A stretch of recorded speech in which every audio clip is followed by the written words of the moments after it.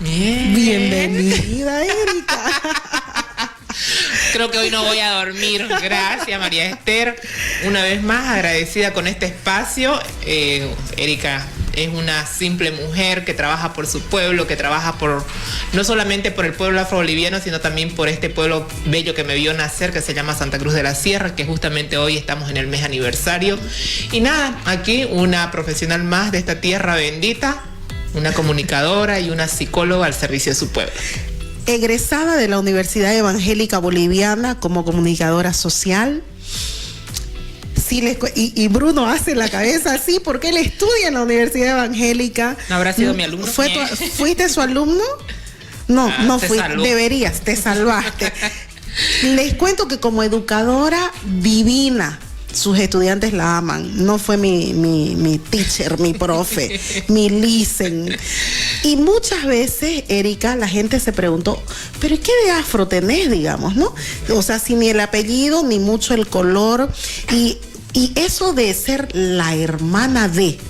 Porque claro, Erika es hermana de Rudolf Nichtenburg Cordero, que él nos representó como Bolivia en varias olimpiadas, en varias competencias con tiro deportivo. ¿Cómo lidiaste con esto de ser la hermana de para crear tu propia marca personal y que la gente ahora escucha Erika Nichtenburg y dice, ¡ah! Te cuento que la gente cree que es complicado, pero no, porque cada uno tiene su espacio, ¿no? Mi hermano tiene su espacio en lo deportivo, que todo el mundo lo conoce. Es un deporte que realmente a mí no me gusta porque es mucha concentración. Él lo practicó desde chico, a mí nunca me gustó, a mí me gustó, o sea, eso del silencio no va conmigo. Todo el mundo lo sabe, yo soy de la risa escandalosa, o sea, se escucha a 10 cuadras, imposible. Podés reír. Exacto. En cambio, el tiro deportivo es más de silencio, de concentración, es como el ajedrez, ¿no? No va conmigo. Lo mío es el atletismo o fútbol, donde hay grito. Lo mío es eso. Entonces, soy de más deporte extremo, si querés. Eso es lo mío. Entonces, pero eso era antes. Ahora ya no me desvelé tan temprano a las 5 de la mañana para ir a subir una montaña. Eso lo hacía antes.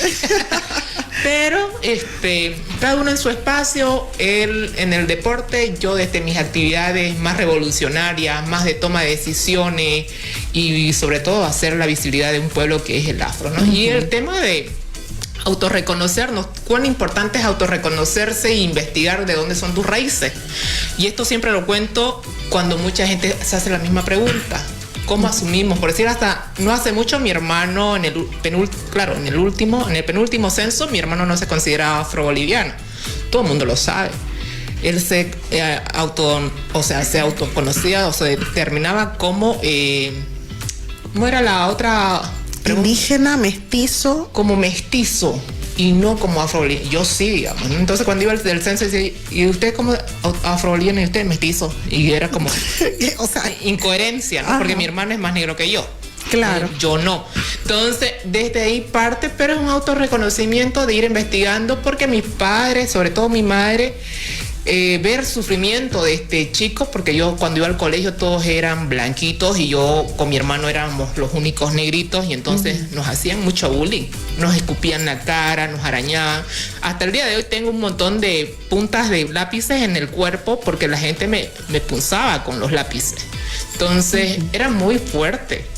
Entonces yo le decía a mi madre, yo volvía llorando y le decía a mi madre, ¿por qué soy más negra que todos mis compañeritos? Y mi madre me decía, calma, mija, tranquila. Usted no tiene por qué sorprenderse, porque cuando Dios manda a los niños, decía, ¿no?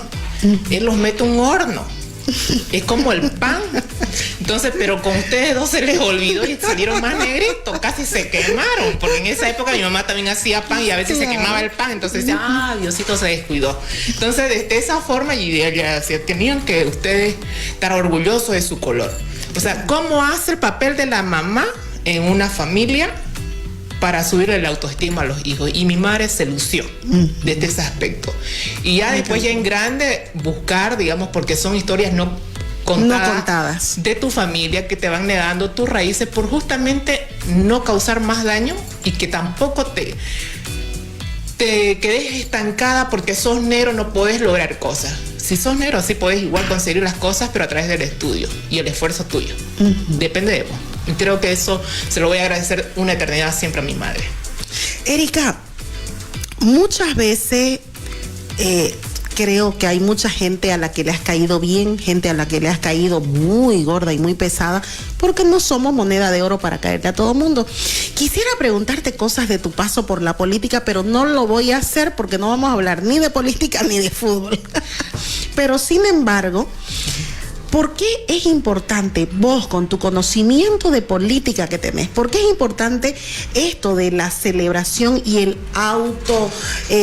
determinar, el llamarse, el reconocer que uno es afro? ¿Y qué tiene que ver lo del decenio afro, que es muy poco conocido? Cuando yo empecé toda esta trayectoria y el descubrimiento, que fue hermoso y fue duro también, digamos, ¿no? Es muy importante porque uno tiene que saber de dónde viene y hacia dónde va. Cuando a mí me tocó un momento determinado vivir en La Paz, y yo sin querer creyendo, dicen, el que no cae resbalé en todo el movimiento de la saya afro en La Paz. Y agradecidísimo con la gente que me dio esa oportunidad, que fue Alejandro Gutiérrez y Paola Yáñez en su momento. Paola Yáñez y No Fuentes. Sí. Con ellos yo les supervisaba un proyecto que ellos tenían de jóvenes en el Alto, en el UNSPA. Entonces, porque yo era coordinadora interagencial de Naciones Unidas. Ahí yo conocí quiénes eran los afrobolivianos, mi ignorancia, o sea, ya profesional y todo, y desde mi ignorancia. Entonces ellos me decían, vos sos negra, sí, me dicen negrita en Santa Cruz. O sea, yo iba de Santa Cruz y decía, sí, así me dicen, no, vos tenés rasgo. Entonces yo empecé a cuestionarme si de verdad era o no era. Entonces vas investigando y investigando y te vas dando cuenta de lo que te decía a un inicio. Las historias que tus padres te quieren ocultar por no lastimarte o por no saber el contexto de los problemas internos de familia también, y el no tener problemas con la misma sociedad, y que eso te cuarte de seguir creciendo. Pero es importante conocer, porque cuando me tocó a mí defender muchas cosas, muchos posicionamientos de ellos, y también entender más a la cultura, es a través de la historia.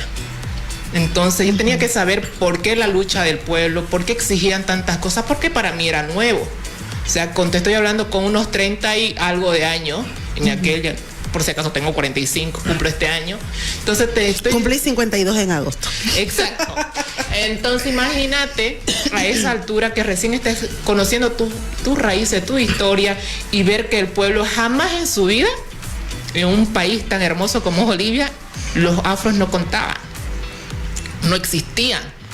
Entonces, ¿cómo no van a existir los afros si existen en otros países? Y todos, si son parte de la historia, y por qué no están en la historia escrita en los libros ni nada. O sea, es una deuda que tiene la historia de Bolivia. Entonces me interesó mucho, empecé a involucrarme, y de ahí ya desde Naciones Unidas, que ya venía con el proyecto del decenio, fue muy importante, porque las luchas se refuerzan. Por demás que muchos de los países a los que han aceptado apoyar el tema del decenio, aceptan por una cuestión de protocolo en Naciones Unidas, pero no lo asumen como tal en los países. O sea, dentro de las agendas nosotros no existimos. Ya va a terminar este decenio y resulta que tampoco nos ha hecho nada por el pueblo afro. Entonces está ahí, y reconocer, digamos, que nosotros somos parte de esta historia, que recién el Estado nos ha reconocido como afro-bolivianos y somos parte de, porque antes te decían, soy boliviana, sí, pero en Bolivia no hay negro. O sea, ¿por qué no se van al África, o por qué no se buscan sus países de negros, no? Es muy feo.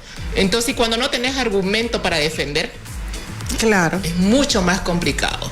Entonces, para mí es importante saber, como afroboliviana, tu historia. Quiénes fueron los primeros negros, cuáles fueron sus batallas, qué hicieron por este país, qué hicieron por el departamento, porque otra de las cosas, que en Santa Cruz hay muchas cosas de los afrobolivianos que han aportado a la historia, y que también nos tienen borrados, digamos, no es prioridad. Entonces creo que es muy importante saber, y sobre todo el tema del decenio.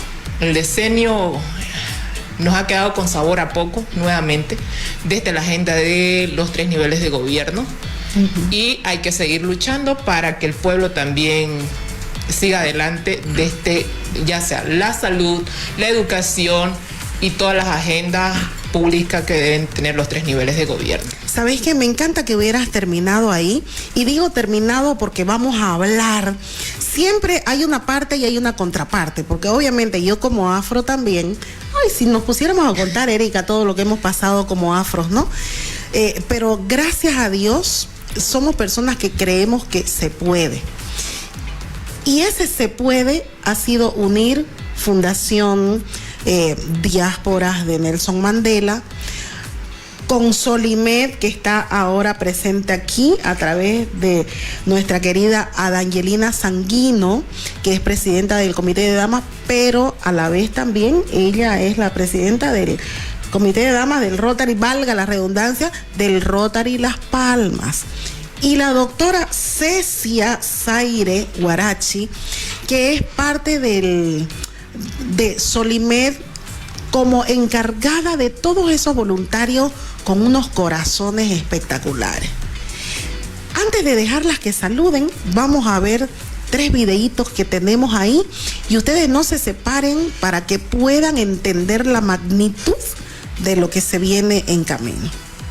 ¿Cómo están? Saludos a todo el pueblo afro-boliviano. Es nuestro mes. Este 23 de septiembre tenemos que reflexionar, conmemorar todas nuestras luchas desde una memoria larga y desde una memoria corta. No olvidar nuestra historia, nuestras raíces, los aportes de nuestros ancestros que le han dado mucho a la construcción del país, que le han dado mucho a la economía de los países latinoamericanos, a la cultura, a la espiritualidad.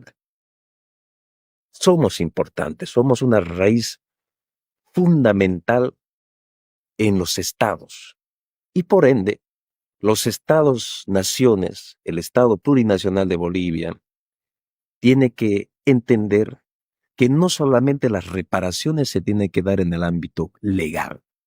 Tenemos la Ley 200, que declara el 23 de septiembre el Día Nacional del Pueblo y la Cultura Afro-Boliviana. Y la cultura, lo he leído, la ley es específica, se reduce a cuestiones culturales, aunque la cultura política es todo, pero necesitamos, más allá de las leyes, accionar. En conclusión, la unidad es el camino como pueblo afro-boliviano. Unidad para construir un plan de desarrollo desde una perspectiva propia, desde nuestra propia lógica, desde la historia, desde los aportes culturalistas que están reflejadas en publicaciones. Tengo aquí esta publicación sobre la Saya como espacio de educación. Hay otra, esta sobre la espiritualidad y manifestaciones dancísticas. Asimismo, también hay un abordaje de la historia no contada, falseada, invisibilizada. Nosotros hemos recuperado la historia que no se quiso contar. Y así, hay publicaciones que nos sirven para alegrarnos, para entender que el aporte de nuestros ancestros han sido importantes y que la trata transatlántica ha sido injusta, que nos ha obstruido en nuestro desarrollo espiritual y económico, y por ello tenemos que plantearnos reparaciones históricas desde el conocimiento de cada uno de nosotros. Empezar desde la reparación propia, una autorreparación de cada uno de nosotros como afrobolivianos, reparación desde el movimiento afrobolivianos, cómo estamos, ¿no? Una reflexión interna para lograr acciones como pueblo. Quiero llamar a la reflexión y a la unidad a todos mis hermanos dispersos en Bolivia y el mundo desde la Chiquitania. Aquí, en la Chiquitania, estamos sufriendo el tema de los incendios y como ciudadano boliviano he estado activo en el ámbito de la comunicación, con mi medio de comunicación, en un emprendimiento comunicacional como es Radio Raíces Bolivia. Hemos estado también acompañando a los hermanos chiquitanos, al ciudadano chiquitano. Creo y soy convencido de que unidos, no solo nosotros los afrobolivianos, sino haciendo redes, alianzas con otros pueblos que han bien sufrido el infortunio de la esclavitud, de la opresión ideológica y física, podemos avanzar. Felicidades, conmemoremos, reflexionemos nuestro día 23 de septiembre, Fuerza Lufamía Afro-Boliviana.